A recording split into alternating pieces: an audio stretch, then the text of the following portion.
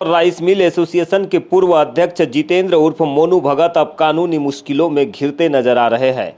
मामला ग्राम गर्रा के एक किसान और ठेकेदार दिलीप भैरम से जुड़ा हुआ है, जिन्होंने मोनू भगत पर 10 लाख रुपए के गबन और धोखाधड़ी का गंभीर आरोप लगाया है।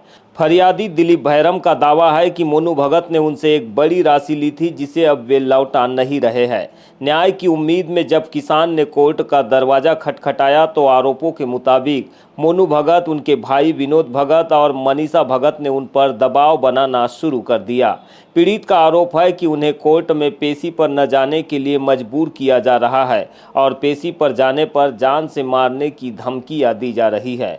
पहले भी पुलिस में शिकायत करने के बाद जब कोई ठोस कार्रवाई नहीं हुई तो डरे सहमे किसान ने आज फिर पुलिस अधीक्षक और कोतवाली थाना पहुंचकर न्याय की गुहार लगाई है। जैसे हमारा लेन देन का मामला है, मोनू भैया अपने जितेंद्र भगत जी के साथ राइस मिल के अध्यक्ष है वो। अच्छा। तो उनसे मुझे 10 लाख रुपए लेना है। तो मैंने 2-4 बार भी उनको फ़ोन से या जैसे भी मिलना जुलना कि भैया मुझे मेरे पैसे दे दीजिएगा। वो बोले हाँ। लेकिन एक दिन बोले कि मैं नहीं दे पाऊँगा, मेरे से तो तुमसे उल्टा पैसे लेना है। इस टाइप से सर उन्होंने मुझे पैसे की मांग की, तो मैंने कोर्ट में भी लगा दिया, सिविल कोर्ट। सिविल क्या मामला लगाया आपने सिविल कोर्ट में? कि मुझे इनसे 10 लाख रुपए लेना है। अच्छा।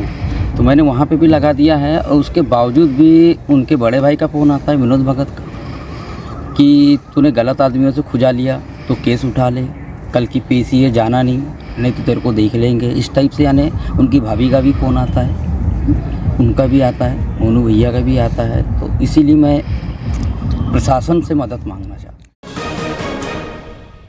स्कूल शिक्षा विभाग में व्यावसायिक प्रशिक्षक जो बच्चों का भविष्य गढ़ते हैं, आज खुद का भविष्य बचाने के लिए हाथ में ज्ञापन लेकर खड़े हैं।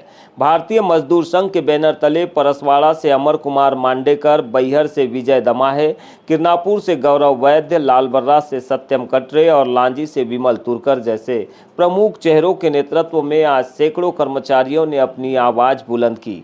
इनकी सबसे बड़ी पीड़ा है आउटसोर्सिंग व्यवस्था। कर्मचारियों का सीधा आरोप है कि 10 वर्षों से अधिक की सेवा के बावजूद आउटसोर्सिंग के कारण उनका आर्थिक और मानसिक शोषण हो रहा है। व्यावसायिक प्रशिक्षकों का कहना है कि उन्हें आउटसोर्सिंग की बेड़ियों से मुक्त कर शिक्षा विभाग के अंतर्गत एक पृथक व्यावसायिक शिक्षा निगम का गठन कर समायोजित किया जाए। समान कार्य समान वेतन का सिद्धांत लागू हो और महंगाई के इस दौर में वेतन विसंगतियां दूर की जाए। इतना ही नहीं, 62 वर्ष की सेवा अवधि और 8 साल से अधिक काम कर चुके प्रशिक्षकों को संविदा का लाभ देने की मांग भी प्रमुखता से उठाई गई। आज जो आउटसोर्सिंग के माध्यम से जो काम करवाया जा रहा है वो ठेकेदारी प्रथा को समाप्त की जाए।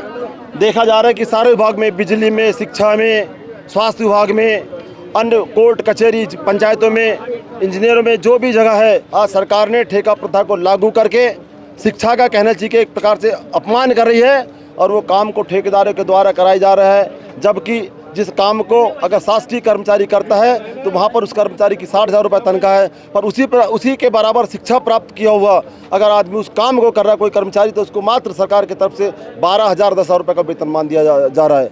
भारतीय मजदूर संघ का इस बात को लेकर विरोध है कि ठेका प्रथा को बंद किया जाए और संविधान की धारा 14, 16, 21 का पालन किया जाए और समान काम समान वेतन का भुगतान किया जाए।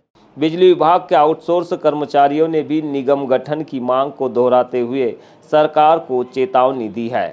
प्रदर्शनकारियों ने कड़े शब्दों में कहा कि उन्हें न तो जॉब सिक्योरिटी मिली है और न ही सामाजिक सुरक्षा। ईएसआई और ईपीएफ जैसे लाभों को कड़ाई से लागू करने की मांग करते हुए प्रशिक्षकों ने कहा कि जब वे उच्च कुशल योग्यता रखते हैं तो उन्हें उचित सम्मान और वित्तीय अधिकार क्यों नहीं दिए जाते। मंगलवार को सौंपे गए इस ज्ञापन के जरिए सीधे सरकार तक संदेश भेजने की कोशिश की गई। जो 50 साल तक की उम्र का जो हमारा साथी होता है वह पूरा डिपेंडेंट बिजली विभाग पे हो जाता है, उसके बाद हाथ पकड़ के बिजली विभाग उसको निकाल देता है, तो उसका बाल बच्चे कहाँ जाएंगे भाई? क्यों कहाँ जाएंगे? तो मैं यही शासन प्रशासन से मेरा अनुरोध है कि सभी विभागों के जो कर्मचारी है, आउटसोर्स कर्मचारी, उनको समान काम समान वेतन देना चाहिए और 60 वर्ष तक उम्र तक उनको नौकरी में रखने का ऐसा आदेश जारी करना चाहिए। और सभी शासन प्रशासन से मेरा यही निवेदन है कि 10,000 12,000 में कोई हमारा घर नहीं चलता, इसलिए कम से कम 25 से 30,000 कम से कम आउटसोर्स कर्मचारियों का वेतन होना चाहिए। वारासिवनी की ग्राम पंचायत एकोड़ी में विकास के दावे दम तोड़ रहे हैं। यहां पर 700 की आबादी बूंद बूंद पानी के लिए तरस रही है। कहने को गांव में 5 हैंडपंप है, लेकिन उनमें से 4 पर प्रशासन ने खुद लाल पेंट से लिख दिया है खराब पानी पीना मना है। अब पूरे गांव की प्यास सिर्फ एक हैंडपंप के भरोसे है, जहां सुबह से रात तक कतारें लगी रहती है। बहुत समस्या है भैया, पानी नहीं है पीने का। एक ठन गाँव पूरा गाँव नल एक ही पानी से यही नल से यूज कर रहा है पानी। लाल पानी आता है तो उसको साफ होने को कम से कम 1-1.5 घंटा लग जाता है। जब तक फिर पब्लिक करेगी क्या, इसके लिए उसको आराम से मारते तो पानी कम आता है, धीमे। जल जीवन मिशन के तहत अधूरी पड़ी पानी की टंकी भ्रष्टाचार और लापरवाही की कहानी कह रही है। महीने बीत गए पर न टंकी बनी और न ही घर घर पानी पहुंचा। हालात इतने बदतर है कि ग्रामीणों को 1 किलोमीटर दूर से पानी ढोना पड़ रहा है या फिर 1200 रुपये खर्च कर पानी के टैंकर मंगवाने पड़ रहे हैं। हैरानी की बात यह है कि पीएचई के जिम्मेदार अधिकारी समस्या से अनजान बने बैठे हैं। भीषण गर्मी में प्यासे कंठ अब प्रशासन से जवाब मांग रहे हैं।